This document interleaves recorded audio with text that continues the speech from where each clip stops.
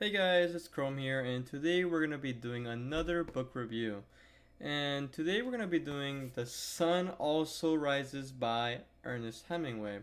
Now, a little context on this book was obviously published by Ernest Hemingway, and it's actually his first novel ever published, right? Not his first literary work published, but definitely his first novel. And some people say it's one of his greatest works. Some people say it's magnum opus. I personally think that it's all right. It's really kind of mid. I'm not gonna lie. It's not that good. It's not that great either, and here's why. So the book is set in 1920s, right after World War One, before World War Two, that period, and the main characters are kind of all somehow related to America and being expatriates or ex-military, and they kind of got stranded. They didn't go to America because they felt disillusioned, and they're in France, they're in Europe or whatever, right? So that's kind of the premise of this book. Um, Ernest Hemingway was trying to tackle these people that kind of felt lost, this lost generation, right?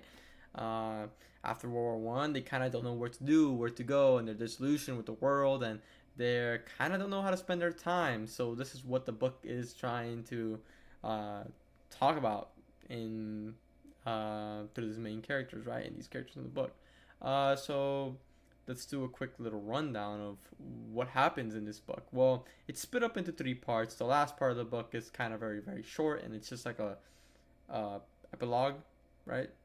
Uh, or the prologue. I don't know. One of those that kind of just explains what happens after the story, right? I think it's epilogue, right? Because prologue would come before, right? So epilogue, and then anyways, the first third of the book, the first part, you find this character named Jake, and then he's the main character. He's an expatriate or whatever, and they have money apparently. He's very rich, works an office job or something, I don't know, in France.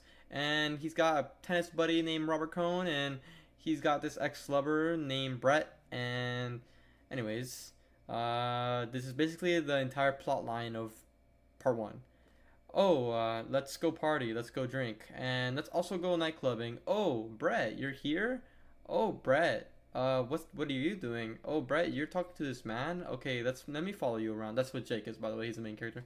And then he's like, oh, and then Robert Cohn's like, oh, Brett looks kind of nice. I'm gonna develop something for her. And then Jake is just like, oh yeah, whatever. Oh, by the way, I'm not gonna tell you this. Um, but I used to be in love with Brett. Okay.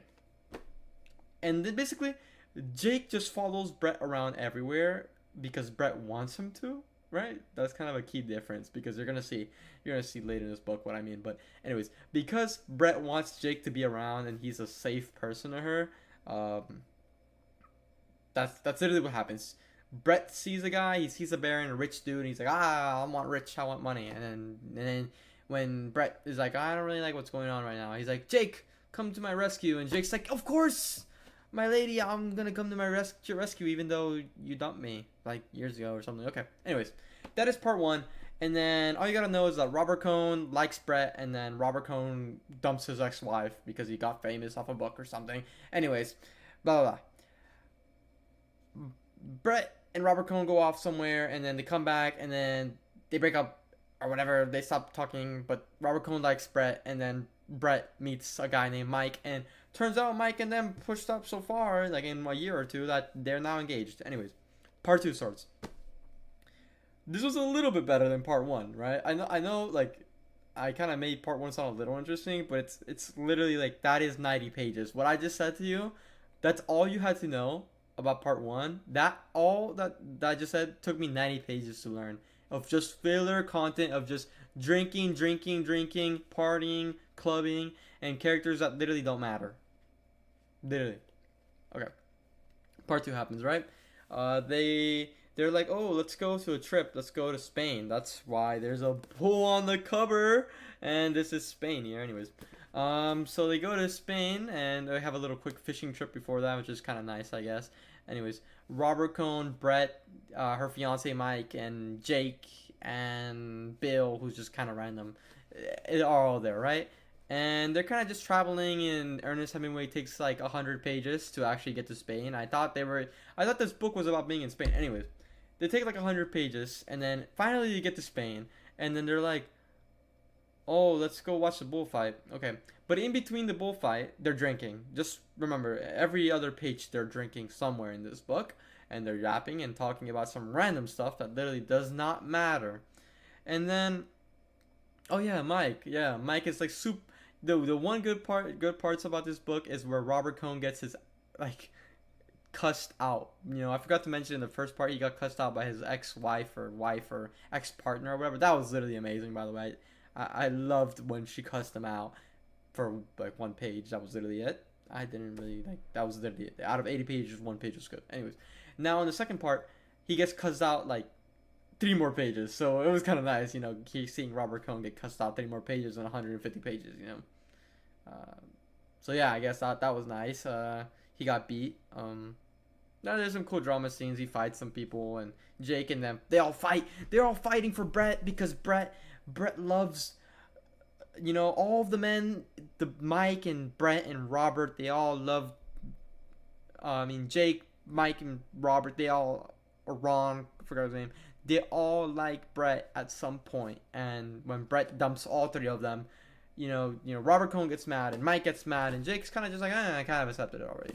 And then, fight breaks out, but in the end, like, Robert Cohn just, beats them, but then he's kind of sad that he did everything because he got played by what we would call a hope. That's what they all got played by. They all got played by a hope. And because in the end, she goes with this Spanish bullfighter who's like 19 years old, by the way, she's 30. And anyways, she leaves her fiance for this Spanish bullfighter who, don't get me wrong, this was actually kind of cool. The bullfighting scene was amazing, and low-key, like, that page was really good. And also what was really good was her Ernest Hemingway's little quotes where they're like, oh, how'd you go bankrupt? Oh, slowly, then all at once. Okay, that was pretty cool, Ernest Hemingway. You got me there. That's a great quote, and it's quoted, like, everywhere. Yeah, the last part of the book is kind of just an epilogue. Like I said, they're just like, oh, the trip ended and Brett is off with his Spanish conquistador. And then, no, she's not. She decided not to. And, well, did she?